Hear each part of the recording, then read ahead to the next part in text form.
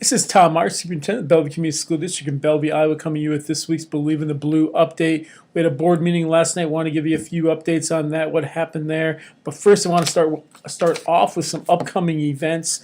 On this Friday, the girls track team travels to the University of Dubuque for an indoor track meet there, and Saturday the boys do the same thing up there.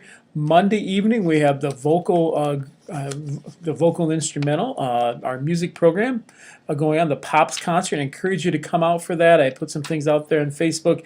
It's free popcorn that night, along with great entertainment. Please come for the great entertainment. I think you'll really enjoy seeing our kids. It's a great opportunity for our kids to practice a little bit before they go to the State Solo and Ensemble on April 1st. So please come out to that. That's at the middle school, high school in the West Gym. So swing on out there. Tuesday is a kindergarten roundup at the elementary. Call the elementary if you have questions on that at 872-4003. In addition to that, Tuesday we have spring training for baseball. Coach Boniface is running something for our 3rd through 5th grade and 6th through 8th grade to come out and start throwing and all those kind of things with baseball. So swing on out to that. That way, just contact the elementary and middle school, high school for more information there. And the 23rd, the boys and girls track team, which is Thursday, actually attend a Cornell indoor track meet at Mount Vernon, Iowa. So swing on out to that. With some updates from the board meeting, want to give you just real briefly here. We had some discussions last night in regard to hiring an architectural firm to do some facilities assessment overall and lead some community groups on our facilities and potential needs and help us determine a long-term plan for the elementary and beyond. So we have officially signed on with Legat Architects out of their office in Moline and several offices across the Midwest that way, also in Chicago. So signed on with them. I'll be getting more information out to you soon on that. Really exciting time for the district to be thinking about what will happen to the future of the elementary and just in overall the facilities as a whole. That way, so we'll have a lot of community engagement opportunities for anyone in the community to come out and attend. We'll have that in the newspaper. We'll put it on social media. I'll talk about it on days like today on the Believe in the Blue update as well. So really good that way. Common School finance information, shared some information on that. That is also on our website. All these notes are on our website that way that you can look on the superintendent's page for comment highlights.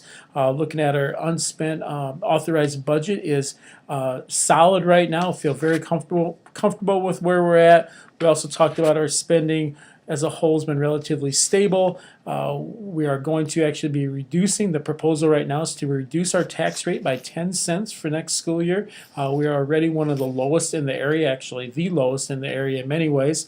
We're going to lower that a little bit more, so that's a real positive thing. We talk here about our teachers and where we rank salary-wise. Our expenditures for staff is actually ranks pretty well in the state that way. We're not at the top. We're actually down the bottom half, so that's a good thing that way. Our open enrollment numbers are very strong as well. Want to emphasize that. That helps us out financially too. We bring over $400,000 in through open enrollment each year. So more of that information and graphs are on the website. I encourage you to go to that. It's just the bellevue.k12.ia.us. Click on Superintendent, get to that page, scroll down a little bit. On the right-hand side will be comment highlights, and you'll see some of that information.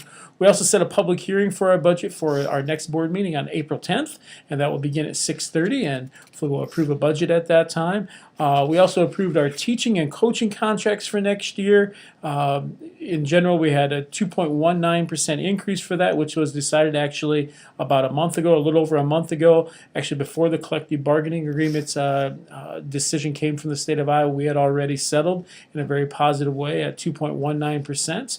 And I am recommending for the rest of the staff to have that same increase as well.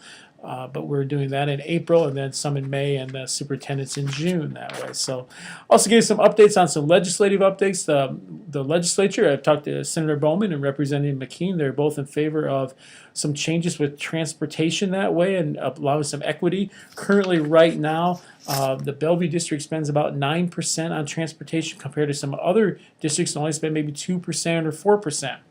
What that does, it takes it out of our general fund, and we have to use extra money for transportation that some other districts get to use for actual education of students. So it's going to help us out a fairly significant amount. I have a graph that is on the website as well. You can look at that way. I encourage you to take a look at that. But just some overall numbers here for you to know. We spend 8.3%, and some years it's been closer to 9. Some neighboring districts, Cal Wheat is about 6.5%, Comanche is 2.9%, Cedar Rapids is 4.2%, Clinton is 2.9%, Maquoketa is 5.3%. So what that means is, as I said before, the less money you're spending on transportation, the more money you have in your general fund to do other things with. This will be a good thing for the Bellevue schools. Also, middle school baseball. Bellevue Schools is going to sponsor a middle school baseball team to travel to possibly Monticello, Cascade, Dyersville, and play some games there beyond City League. We'll have our 6th graders still play City League, but our 7th graders, we want them to get used to the program at the high school level, and they will actually be playing in that league right now. Cole Park update. We, along with Marquette Catholic and some other entities, are going to help purchase a sunscreen for Cole Park. That way it's really a safety measure. In the past, at times, they've actually stopped the games because the sun's shining right at the pitcher and shortstop and center field.